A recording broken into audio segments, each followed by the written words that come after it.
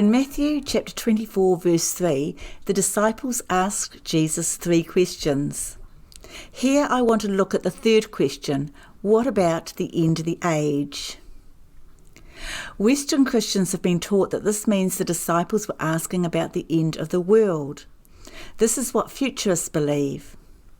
But when we look at the Greek, we see that the word used here is not the Greek word cosmos, which means world, but aion.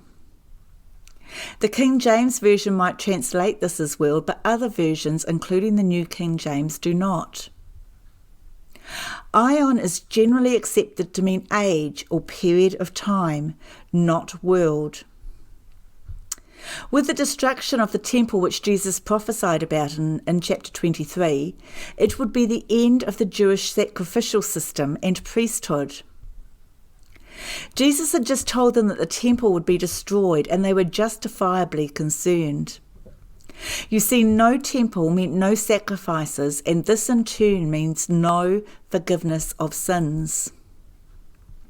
Jesus had just prophesied the end of Judaism as they knew it, and the disciples wanted to know when that end would be.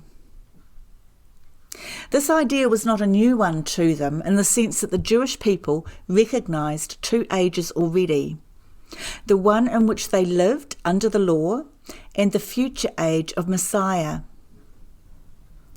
They already understood that the appearing of the Messiah would close this age and introduce the coming age. The disciples here are asking about the end of the age of Moses. It's really important that we get this, because our misunderstanding of Matthew 24, the common belief that Jesus was talking about the end of the world here in Matthew 24, has distorted our understanding of many other New Testament verses. It is true that Jesus will return to resurrect the dead and bring final judgment, yet most of the end of the age language used in the New Testament is not about these events. Instead, it refers to the biggest event in Jewish history that is about to happen within the generation of the disciples, just as Jesus prophesied. Many false doctrines have been created when people take things out of historical and cultural context. The belief that Jesus was prophesying here about the end of the world is one. So the disciples are saying, what about the end of the age? Let's look at Jesus' answer to this question, which is found in Matthew chapter 24, starting at verse 35 and going through to chapter 25, verse 46. You might like to pause this video now and read these verses. Let's look at first at Matthew 24:35, which says, "Heaven and earth will pass away, but my words will never pass away." Joseph, a first-century Jewish historian, tells us that the Jews described the temple as heaven and earth. The Holy of Holies was representative of heaven, the inner court was referred to as the earth, and the outer court was called the sea. The heavens and earth speak of the Jewish temple. It was the place where heaven met earth, where God met with man. The reality is that with the destruction of the temple in AD 70, heaven and earth have passed away. The temple and the old covenant system linked to it has gone, but God's words will never pass away. Okay, Matthew 24:36, where it talks about no man knows about that day or that hour. So what does this mean? To answer that, let me quote John Gill, a scholar and a prolific author in the late 1700s. This is what he says: "But of that day and hour no man knoweth," is to be understood not of the second coming, the end of the world and the last judgment, but of the coming of the Son of Man to take vengeance on the Jews, and of their destruction. For the words manifestly regard the date of the several things going on before, which can only be applied to that catastrophe and dreadful desolation. The previous context of the chapter governs the meaning of that day.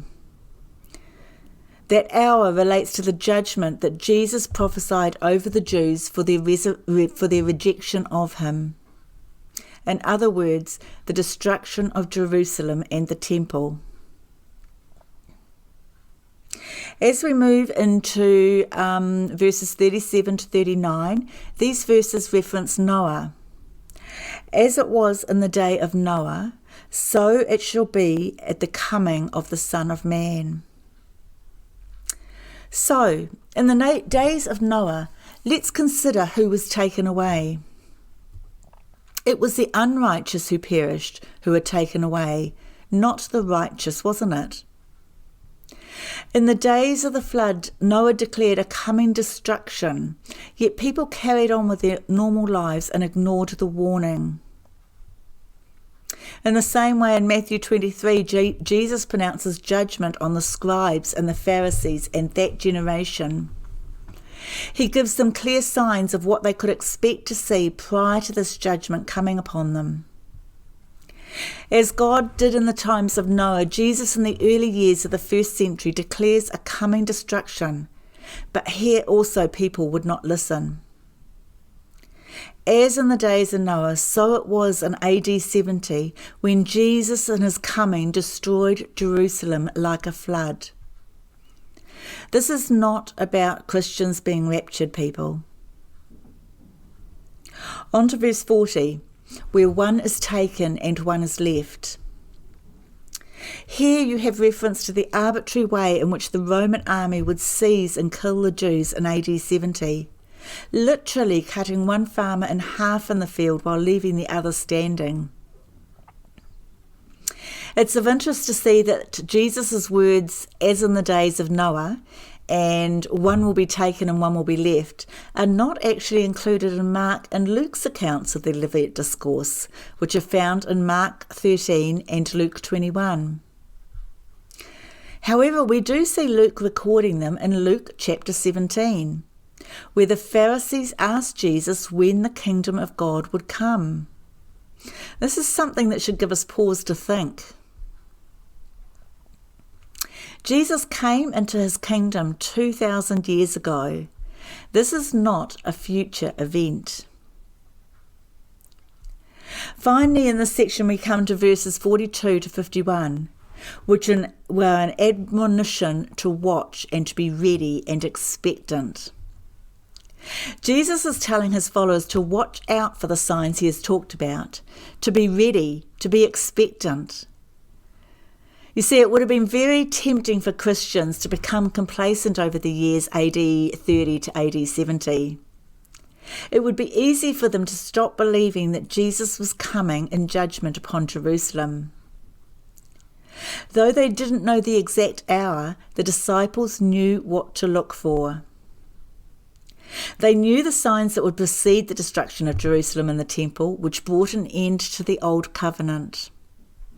And they were admonished by Jesus to be ready to flee so that they could take the message of the gospel to those who would receive it.